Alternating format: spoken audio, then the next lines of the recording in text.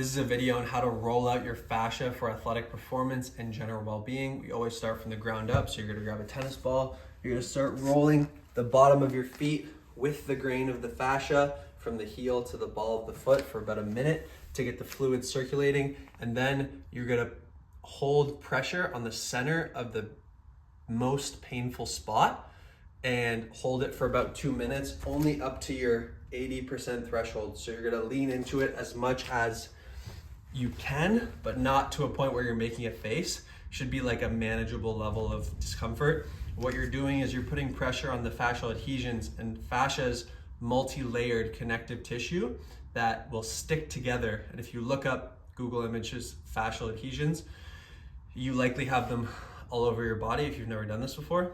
And we want to start from the ground up, and you're going to hold it on the center of the pain spot, and it's like a spider web. So you really want to try to hit the dead center of it and breathe through it and relax. Okay, so after you do the bottom of the feet, you're gonna grab a block, a yoga block, or a big book. I'm using a PlayStation, and you're gonna go to the calves. You're gonna hold yourself up like this and roll out for about a minute. You can grab yoga pants or whatever if you're or wear shorts if your pants are like holding the tennis ball. And you're gonna roll out both heads of the calf, so the outside one and the inside one. Find the most painful spot, and then once you've found it, you wanna roll out for at least a minute, 1 to 2 minutes. Then find the center of the spot, let your body weight lean into it. If you need your other foot because you don't feel it, you can lean into it like this. And what this does is it's going to stimulate your fascia cells to create hyaluronic acid. Hyaluronic acid carries 1,600 water molecules, and it's going to rehydrate the fascia. So when it gets sticky, it loses hydration. This is what causes pain, like these painful spots. Okay, so after you do the calf, you're going to go to the shin. There's lots of ways you can do this, and you can customize this to whatever your physical ability is. This is personally my favorite way to roll out the shin fascia in this position. You can also do it on the ground like this. And if you don't, if you have a massage gun, you can also loosen up the fascia with the massage gun. But for today, I'm just gonna use a tennis ball, and you can manually move it around. You wanna try to go like edge to edge. You don't really wanna roll out the bones. You kinda wanna avoid like the hard bits. You just wanna go into like the meaty section of your muscle. You're gonna roll out your fascia. You can even go like this if it's more comfortable. Find the center of the pain spot. You can use your hand or your body weight to lean into it. Hold for 2 to 5 minutes. Now next is quad. By the way, those three, if you're gonna do anything, do those three first. You always go from the ground up.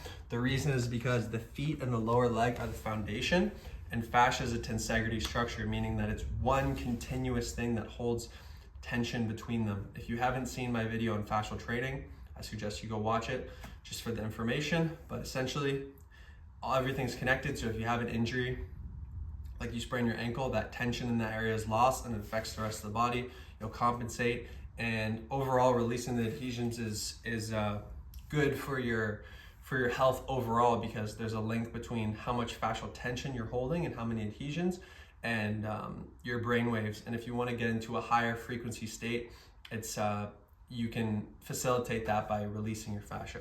So the next one is your quads. I recommend going like this. You can always grab a pillow too and make this as comfortable as possible. And then sometimes what I do is, if I need to slide my foot when I'm going back and forth, I'll put a towel under my foot so that I can slide more easily. So you're gonna roll up and down the quads, and you can do the upper quad and lower quad in 2 different sections. So you can do a hold on the upper quad and then a hold on the lower one, or you can do side to side. And then after the quads, you can go to the IT band or the lateral band. And same thing, same deal. I I'll go this way just so you can see. You're gonna go from side to side. It's normal to lose the tennis ball. It happens. And roll for 1 minute, hold for 2 to 5 minutes on the center of the pain spot. And then you can do hamstrings. I usually have trouble with this not trouble, but it's just a little bit more difficult to find the spots. I don't know if it's because I don't have adhesions, but I usually just don't feel the hamstrings that much. But I do my best, I do it anyways. And then after hamstrings, you can do the adductors. So you can throw, this is how I like to do it. But all these are customizable, just whatever way you can find the spot. And then I go like this, and then I just hold it. And then after you do the upper leg, you can go into the glutes. And this is like the best part, to be honest. You roll into the glutes. One thing to note is you want to go with the direction of the fibers to release them, and it's straight all the way up into the glutes. So you're always going straight up and down till you hit the glutes until they're like this, okay? So you want to go up and down with the fibers of the glutes. A little bit of circling is fine, but mostly releasing straight up and down with the grain of the fascia, sitting into it. This one's fucking awesome. And then that concludes the lower body. This is the most important because it's like the foundation of your structure. And ideally, if you're feeling any, like being tender and sore is normal, but if you feel radiating pain or electrical spots, I recommend you clear those up first for the most part until you, like before you start working on the upper body seriously, okay? But I'm gonna show you right now, just for video's sake, what the upper body fascial rolling looks like. So, oh, there I am, dope. You're gonna start with the arm, start with the shoulder. You can roll at the shoulder.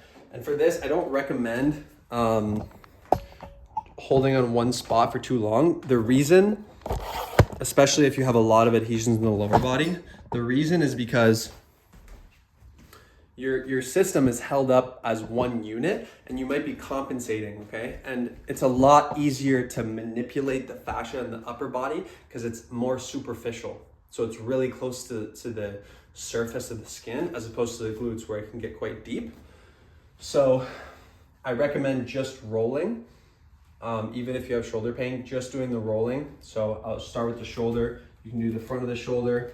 You can do the chest. So as you can see, I'm just using a wall. You want to do the pec and the chest, front of the shoulder, up and down the arm, back of the shoulder, the lat, and then also this inside part of the lat where the serratus interior is, right here.